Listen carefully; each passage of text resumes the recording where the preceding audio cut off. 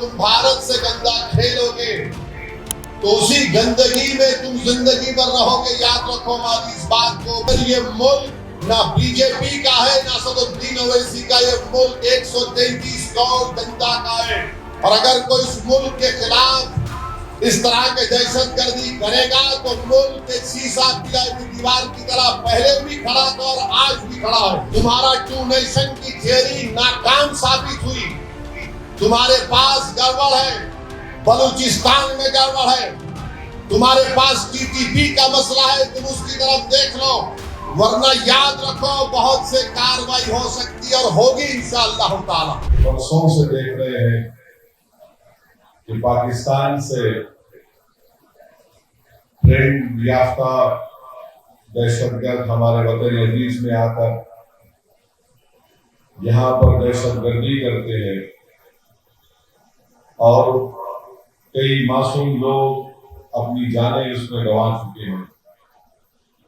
पुलवामा हमने देखा, उरी हमने देखा, पठानकोट हमने देखा, पिछले साल जुलाई में वैष्णो देवी के करीब एक मुकाम पर 7 टूरिस्ट मछलियां को मार दिया गया।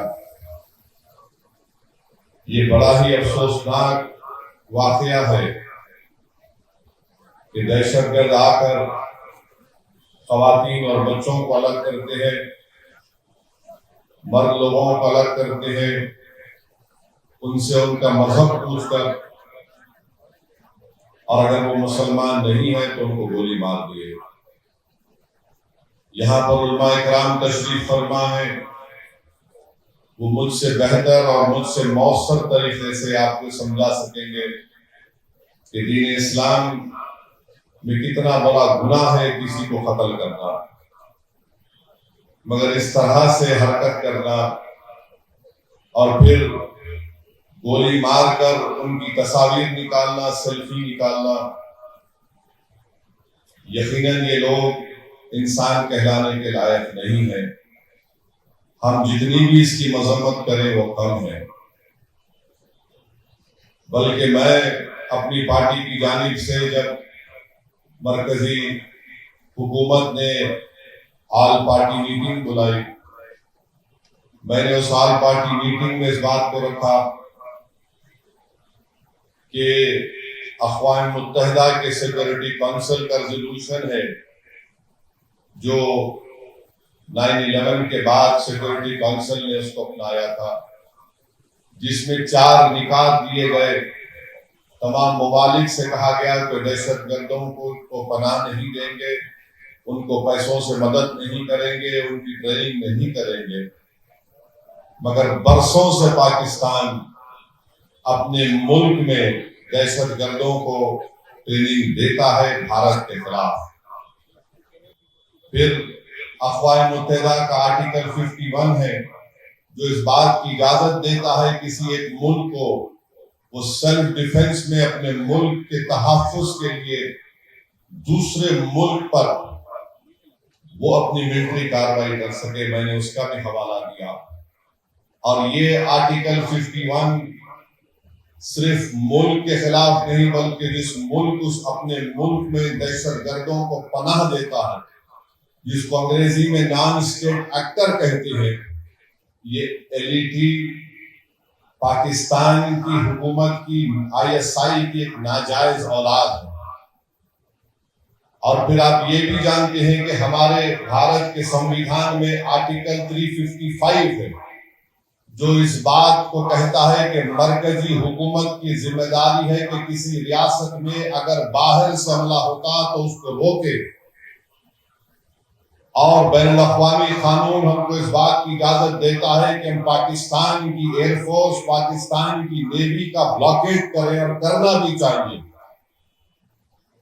हमको इस बात की इजाजत देता है कि हम इंटरनेट का उनका उसको जैम करें, हैकिंग कराए हमारे एथिकल हैकर्स के साथ जो इस मुल्क में बड़े पैमाने पर है। मैं मरकजी हुकूमत से इस बात का मुतालबा करता हूं, भारत के वजीर आजम से, कि वो फाइनेंशियल एक्शन टास्क फोर्स है जिसको FATF कहती है।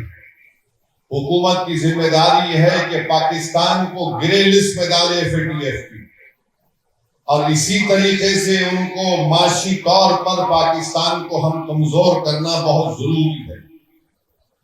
और जो लोग आज पाकिस्तान में बैठकर बकवास करते हैं, मैं उनसे कहना चाह रहा हूं कि आप भारत से आपका वक्त आधा घंटे पीछे है। अब जैसा यहाँ 6:15 हो रहे हैं, वहां पर 6:45 हो रहे हैं, मौरो आधा घंटा पीछे नहीं है, वो आधी सदी भारत से पीछे है। और ये बार बार ये गलत बात वहां के लोग करते हैं, अरे हमारे मुल्क का बजट जो है, तुम्हारे मुल्क का बजट हमारे मिलिट्री के बजट के बराबर नहीं है। तुम बराबरी करना तो दूर की बात, तुम अगर इसी तरह करते रहोगे, ये बार बार पाकिस्तान ये कहता है कि हम न्यूक्लियर बॉम्ब हमारे पास है, एटॉमिक बॉम्ब है। याद रखिए, अगर आप किसी मुल्क के अंदर जाकर मासूम लोगों को मारेंगे तो कोई भी मुल्क खामोश नहीं बैठने वाला है, चाहे हुकूमत किसी की भी हो। मगर इस तरह से आकर हमारी भारत की सरजमीन पर हमला करना और मजहब पूछकर किसी को गोली मारना, तुम कौन से दीन की बात कर रहे हो? तुम तो खवारिज से बदतर हो, तुम तो आईसिस के जानशीन हो जो हरकत किए हैं। तो मेरे अजीज दोस्तों और बुजुर्गों, हम हमारे मुल्क के वजीर आजम से भी कहेंगे कि जब कश्मीर हमारा अटूट हिस्सा है और रहेगा इंशाअल्लाह, तो कश्मीरी भी हमारा अटूट हिस्सा है। हम कभी भी कश्मीरियों के खिलाफ ये जो टीवी चैनल पर ये बड़े बड़े एंकर बैठकर गुफ्तगू कर रहे हैं, बेशरम है पूरे एंकर। अगर कश्मीर हमारा अटूट हिस्सा है और रहेगा, तो कश्मीरी भी हमारा अटूट हिस्सा है। कैसे हम उन पर शक कर सकते हैं? वो कौन था जो दहशतगर्दों से उनका हथियार लेते हुए जिसकी जान चली गई? वो कौन था जो अपने कंधे पर जख्मी लोगों को बिठाकर 40 मिनट चलकर नीचे लेकर आया? वो कौन था? वो कश्मीरी था जो एक मासूम बच्चे को उठाकर उसकी जान बचा रहा था। तो ये जो हमारे वतन अजीज में कश्मीरियों के खिलाफ एक नफरत पैदा करने की कोशिश की जा रही है, गलत है।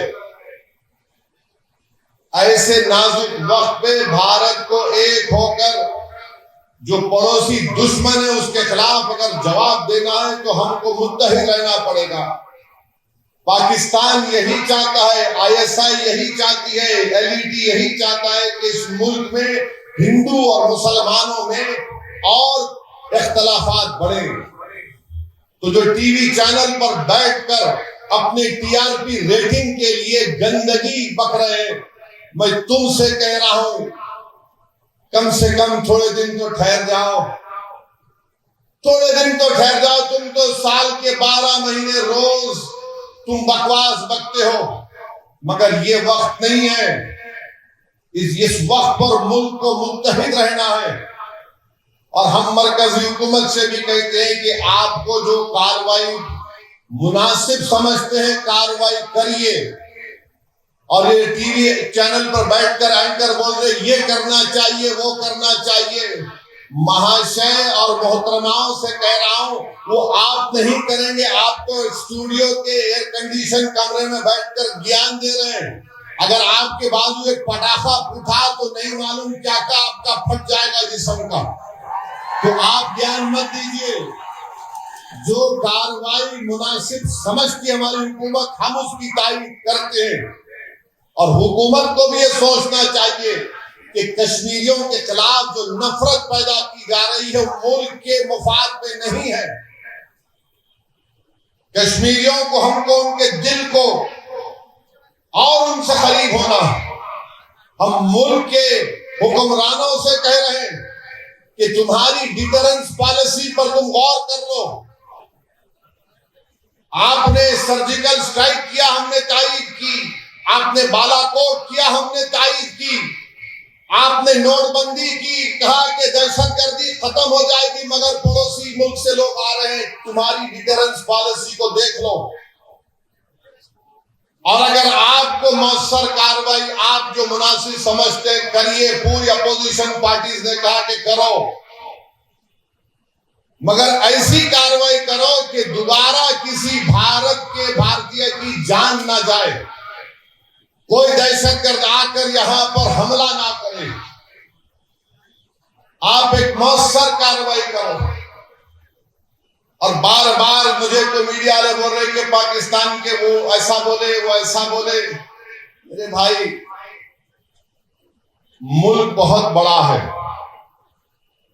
मैंने आपसे कहा कि पाकिस्तान हमसे आधी सदी पीछे है। तुम कुछ नहीं बना सकते वहां पर, ना तुम दवा बना सकते, ना तुम वहां पर टायर बना सकते, और तुम बड़ी बड़ी बातें करते हो। और तुम्हारा ही वजीर दिफा कह दिया कि मगरबी ताकतों के गंदे खेल का हम हिस्सा बने, तुम उनके गंदे खेल का हिस्सा बने हो। मगर अगर तुम भारत से गंदा खेलोगे तो उसी गंदगी में तुम जिंदगी भर रहोगे। याद रखो हमारी इस बात को, भारत में जो मुसलमान हैं, हिंदू हैं, ईसाई हैं, दलित हैं, आदिवासी हैं, हम अपने सियासी इख्तलाफात है और रहेंगे, मगर ये मुल्क ना बीजेपी का है, ना सदुद्दीन ओवैसी का। ये मुल्क 133 करोड़ जनता का है। और अगर कोई इस मुल्क के खिलाफ इस तरह के दहशतगर्दी करेगा तो मुल्क के शीशा पिलाई हुई दीवार की तरह पहले भी खड़ा था और आज भी खड़ा है। तुम हमारे इत्तेहाद को तोड़ नहीं सकते। हमारे बुजुर्गों ने 47 में जिना के पैगाम को अपनी जूती पर रखकर उसको ठुकरा दिया था। तुम्हारा टू नेशन की थियरी नाकाम साबित हुई। तुम्हारे पास गड़बड़ है, बलूचिस्तान में गड़बड़ है, तुम्हारे पास टीटीपी का मसला है, तुम उसकी तरफ देख लो, वरना याद रखो बहुत से कार्रवाई हो सकती है और होगी इंशाअल्लाह ताला।